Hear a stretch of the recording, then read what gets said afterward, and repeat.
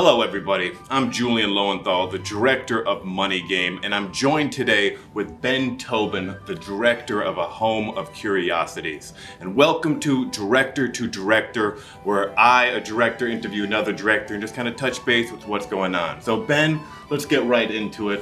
What made you want to get into films? Well, I guess it was watching Lord of the Rings in 6th grade, and I was in the very first row, totally sold out. So I had this giant Nazgul in my face, and I saw that and that's what I want to do. That's really cool. And then when did you begin, practicing and directing projects? So I didn't really get to start actually making films until college. I had a camcorder and I was sort of going around making sort of really little things that were kind of like when kids make, it was before cell phones and all of that, being able to make movies on your phone. But it was kind of a similar thing, or just sort of going out, copying things that you saw in the movies. Nothing that great, but in college, got to actually start making movies, and we were given access to, I think they were mostly JVC camcorders, so it wasn't like the best equipment, and it was sort of an emerging film program at Oberlin. The director of The Silence of the Lambs also came by our film class at one point, Jonathan Demme, who gave me some really good advice as far as documentary. I hadn't actually planned on making documentaries, but in the second year of the program, there's a documentary class, and that was the only production class, and I took it and really ended up liking documentary. What was the advice that he gave you?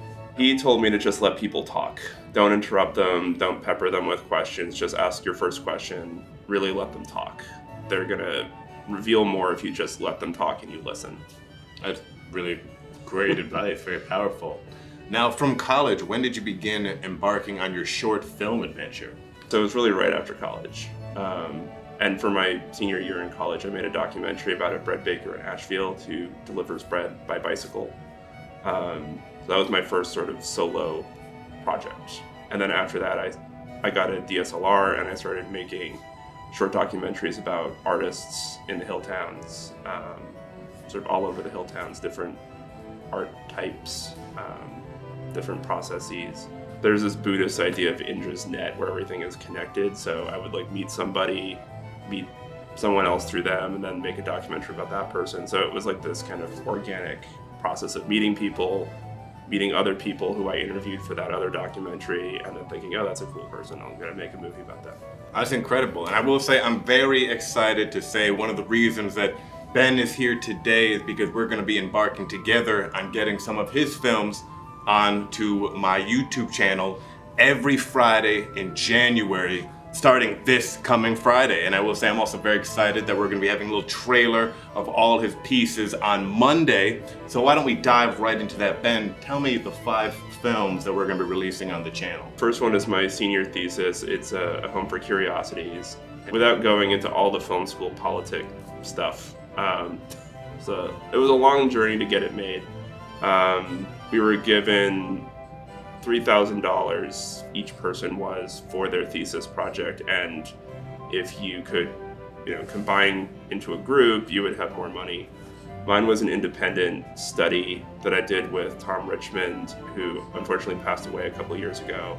He did Hardball, Nick and Nora's Infinite Playlist, Birder's Guide to Everything with Ben Kingsley. And he worked with you on this? Wow. He came out here, helped me scout the locations, described, costume-wise, color-wise, what things should look like. And the film is about a kid who discovers a home for forgotten imaginary friends. So he was saying, don't have the two, the kid's house and the magical house and the fantasy part look similar, have them be very starkly different. It's a sort of a period movie, and the only piece that I couldn't get on the day was a period car, which I was very close to getting one, but it just didn't work out. And so I'm going to say this will be the first piece that gets dropped on the first Friday of January. Now moving to the second Friday, because we got 5 Fridays coming up, what film are we going to be releasing on the second Friday? Then we have the documentary about the illustrator with the skateboarding. Well, this is steaming up and getting quite exciting. And then for the third week, what do we have? Third week is a movie that I made for the Asheville Film Festival. last summer. It's called Waiting for Sea Serpents, and it's another sort of family-friendly Pixar movie that I guess actually did scare some kids who thought that it's about a lake monster being in Ashfield Lake, which is sort of like a piece of local, I don't know about folklore, but it's sort of like maybe an inside joke that there's a sea monster in the lake. And then for the 4th week in January, what do we got, Ben? It's another documentary. It is about a potter who lives in Cummington, who makes about 500 pots per cycle, and it's sort of about just that process of how to make all those pots. And there's a lot of fire involved, which was exciting. The chimney for the kiln just spits out this huge column of fire, and it started snowing when we were doing it, so it was like a fire and ice thing. There was smoke everywhere, icicles melting. It was very cool. That sounds really cool. And then just to wrap up the January month with the Ben Tobin collection, what do we got? So it's a kind of a weird little movie that I made after I finished film school, about a mime and his father, who's also a mime. It was kind of inspired by, there's a movie that Christopher Guest, who did all the sort of mockumentary type movies. He did one about Best in Show, which is about dog owners. The more recent one for Netflix was about team mascots, and there's like one of the stories within that is about a team mascot and his dad, who used to be this character, and they're sort of fighting about like the legacy of the character, and he wants to kind of go off and do his own thing. And it's a hedgehog character or something, so it was kind of it was very funny. I love that. But of course, finding a lot of people to dress up as mimes is something I still want to do. Well, that's a great concept, man. I really dig that. Now, of the 5 films, which one do you feel the most connected to? Which one do you love the most and are the most proud of? I'd say A Home for Curiosities is, it took the most effort. I think it came out closest to how I imagined it, because a lot of the time I have these big ideas, and then the reality of the cost of these things, getting other people to show up on the day, on time, getting actors to rehearse, sort of all of these very intensive processes. And you hear about it happening with bigger projects, where even with a ton of resources, they still have to compromise on things. They still can't shoot certain things. But when you're at like the indie level, but even considering that, I think all of the pieces came together. We had a costume designer who worked for Netflix, so the costumes were from a costume house, so they were authentic 50s costumes. The red cameras were there. We had this location that was very cool, with the only interruption being it was sort of double booked, and there were people doing goat yoga in the back. So you'd sort of be filming a scene, and then you hear this meh in the back. That's funny. And I kept having to ask the sound guy, is that on there? And he said, no, it's not. They had the lavalier mics. They had several different types of mics and of course it wasn't there. What'd you guys use? A goat filter just to remove the bah? I don't actually know what he used in the end, but he was very good. So having access to all those pieces, the fact that the sound studio in the film school is actually where the marvelous Mrs. Maisel recorded a lot of their sound, because it was right upstairs, and they had a motion capture studio. But we ended up recording the music live, and the composer reached out to me on Instagram and just sort of offered to do the music during the campaign for the sound design. And he was in Germany, so he wrote the music, and then we found musicians stateside to record in Brooklyn. So it's interesting how many pieces are needed even in a short film, and how many different people come together just to create that. It's tremendous. Really is. Each piece was special just because you had to go out and find it. It didn't just sort of come naturally, other than the offer to just do the music, which was very nice. Which of the films was the hardest, most challenging to complete? I'd say it was that one too. A Home for Curiosity? Yeah, because I was sort of doing it between here and Brooklyn. Tom Richmond, luckily, was really helpful. We had to make a DCP for the final screening, and the school rented out an Alamo Drafthouse Theater in Brooklyn to screen it, and then it was screening at the Directors Guild of America, so it was like this big thing that they got. So finding all those pieces, putting them together, was very challenging. And like the color we did in Queens, Tom knew a pair of brothers who do color design, color correcting and grading. So it was sort of felt like a lot of pieces from different countries, different states, and making sure everyone did their piece, got it in, got music licensing, all the fun parts and all the sort of boring paperwork stuff. I think this is going to be a really fun experience. I think you all are going to like it. I personally really enjoyed all 5 of the shorts, and I like the variety. To wrap things up before we do kind of move on, do you have any advice that you would give filmmakers of any level, of any age, who want to, make their own short film, feature film, or just video a project?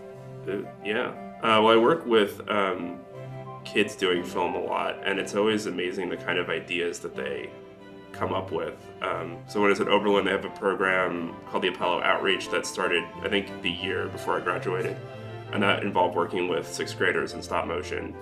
Then I came back here and did a film camp and kind of carried that on. This idea of like the head, the heart, and the hand, where you learn the sort of theory, then you do the practice, then you give it back to the community. And just from doing that and working with a range of people on their film projects, I think just learning how to edit is a really important thing. And I learned it doing an internship during college at a place called Howcast that makes only how-to videos. And it was literally just editing, fixing hundreds and hundreds of videos. I'd say learning how to edit is really important, and then starting out and just making something, even if it's not going to be exactly the way you want it. Because if you wait for the idea to have like its perfect moment, you're never going to make it. What do you want to do next? I really want to make a feature movie. I've written a bunch of longer scripts. My main pipe dream is to do A Wrinkle in Time locally, set in the 60s, and have it really feel like the book. That's something I've been wanting to do for years and years. So I started writing it. I don't know if it will go anywhere, but I'm writing it. And I can watch it in my head already. I know how I want it to look. And then, of course, the question is getting that out in the real world.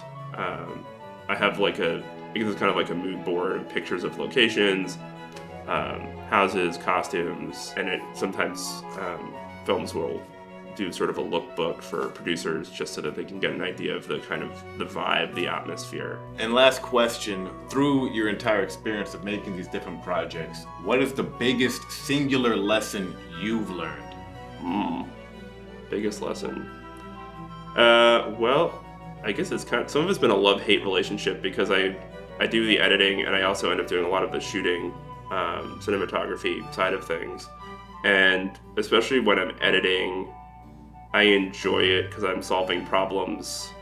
And I realize, especially doing more like, I guess, a normal job lately in education, that I don't necessarily enjoy solving those sorts of problems as much. But I went back, I've been tinkering with this horror movie, and the color wasn't working, and it turned out it was the order of the filters on the file that I had, and it was just that I needed to rearrange the order, and that fixed it. Solving that kind of problem is something I learned that I really like. Fixing those sorts of problems, because it's like once you figure it out, it's solved, you can save it for another day. So I learned that I really liked having that, and I guess I learned that I'm a bit of a control freak when it comes to the actual, putting the pieces together. And I also sort of conversely learned to be really flexible, because I've had to be really adaptable when things go wrong, when something doesn't happen the way I need it to, or, I've had some weird, crazy things happen on set before, and you just have to shift, and if you let it dominate everything, then the whole thing falls apart. Film is it is about being adaptable, and then it's also a lot about, it's about teamwork, and then it is also about having that level of control technically to make sure the thing comes out and it doesn't sound or look weird. Well, thank you very much, Ben. It's been a pleasure having you here, and I'm very excited to be releasing the films again every Friday in January. That's 5 Fridays, starting the first Friday through the whole month. And this Monday we'll have a trailer of the Ben Tobin collection. Well, there you go. Let's get ready. We're just days away from the happening, from the beginning of this journey. But thank you all for tuning in, and this is just the beginning.